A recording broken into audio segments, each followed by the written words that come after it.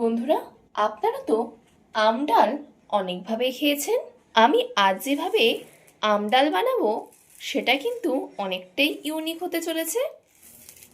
আমি কিন্তু আম ডালটা বানাবো মসুর ডাল দিয়ে। এটা কিন্তু গরমের দিনের একেবারে পারফেক্ট খাবার। এই রেসিপিটা থাকলে কিন্তু সেদিন আর কিছুই লাগবে না। তো চলুন রেসিপিটা দেখে নেওয়া যাক। এখানে আমি একটা বাটি নিয়ে নিয়েছি। এখানে 300 গ্রাম পরিমাণ মুসুর ডাল আছে। এটাকে নিয়ে নিলাম বাটির মধ্যে। আপনারা আপনাদের পরিমাণ মতো নিয়ে নেবেন। এবার ডালটাকে খুব ভালোভাবে ধুয়ে নেব 2-3 বার। খুব ভালোভাবে ডলে ডলে ধুতে হবে। ডালে অনেক নোংরা থাকে, সেগুলো বেরিয়ে যাবে ডলে ডলে ধুলে। এভাবেই 2-3 বার ধুয়ে নেব। আমি এখানে ডালটা খুব ভালোভাবে ধুয়ে নিয়েছি। 10 মিনিট মতো ভিজিয়ে রাখবো। 2টো আম নিয়ে নিয়েছি, ঠিক এমন লম্বা লম্বা করে কেটে। রান্নাটা আমি উনানে করব। উনানের জালটা ধরিয়ে জলটা গরম হতে বসিয়ে দিয়েছি। জলটা গরম হয়ে গেছে। এবার যে ডালটা ভিজিয়ে রেখেছিলাম 10 মিনিট মতো, সেই ডালটা দিয়ে দেব। জল থেকে তুলেই দিয়ে দেব। এই জলটা আমি আর দেব না, সব ডালটা এই জল থেকে তুলে দিয়ে দেব। এর মধ্যে জল থেকে তুলে সব ডাল দিয়ে দিয়েছি। এবার জলটাকে ফেলে দেব। এবার ডালে দিয়ে দেব অল্প করে লবণ। এবার ডালটাকে সিদ্ধ হতে দেব। ডালের এই ওপরের গেঁজাগুলো ফেলে দেব। আপনারাও চেষ্টা করবেন এই গেঁজাগুলো ফেলে দেওয়ার। ডালটা আমি খুব ভালোভাবে সিদ্ধ করে নিয়েছি। একটা হাতার সাহায্যে ঠিক এমনভাবে নেড়ে দিতে হবে। আপনারা চাইলে ডালটা প্রেসার কুকারেও সিদ্ধ করে নিতে পারেন, কিন্তু কি বলুন তো, কড়াইতে সিদ্ধ করলে ডাল খেতেই অন্যরকম লাগে, দারুণ লাগে খেতে। কিন্তু কড়াইতে সিদ্ধ করলে ডালের টেস্টটা একদম আলাদা রকম লাগে, খুবই সুন্দর লাগে খেতে। তাই আমি কড়াইতে সিদ্ধ করে নিচ্ছি। ডালটা আমার খুব ভালোভাবে সিদ্ধ হয়ে গেছে।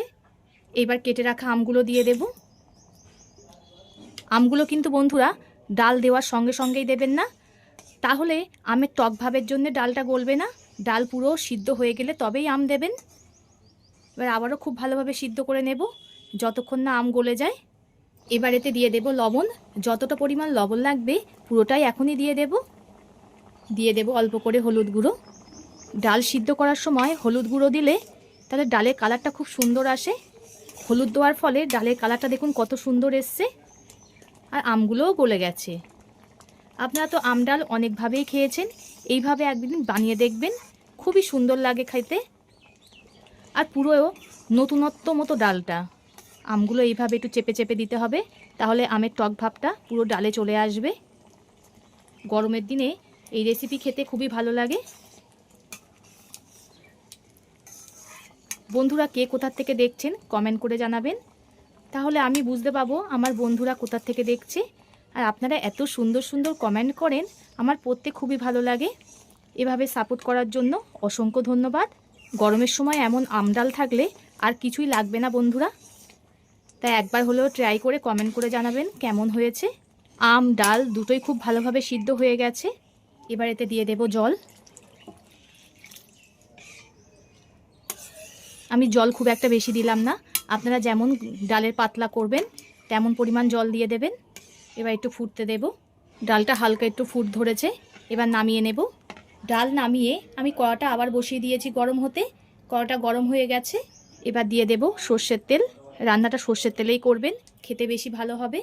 খুব একটা বেশি তেল দেওয়ার দরকার নেই, অল্প তেল দিলেই হবে। তেলটা গরম হয়ে গেছে। তেলের মধ্যে দিয়ে দেব শুকনো লঙ্কা, অল্প করে সাদা সর্ষে, আপনারা চাইলে কালো সর্ষেও দিতে পারেন। দিয়ে দেবো 3-4 কোয়া রসুন খুব ভালো করে কুচিয়ে রেখেছি, সেটাকে দিয়ে দেবো একটা ছোট সাইজের পেঁয়াজ কুচি। আপনারা অনেকেই আম ডাল শুধু সর্ষে ফোড়ন দিয়ে করেছেন, এইভাবে একবার ট্রাই করে দেখবেন, আশা করি সকলেরই খুবই ভালো লাগবে। পেঁয়াজটা একটু হালকা ব্রাউন করে ভেজে নেব। পেঁয়াজটা আমার হালকা ব্রাউন করে ভাজা হয়ে গেছে। এবার সিদ্ধ করে রাখা ডালটা দিয়ে দেব।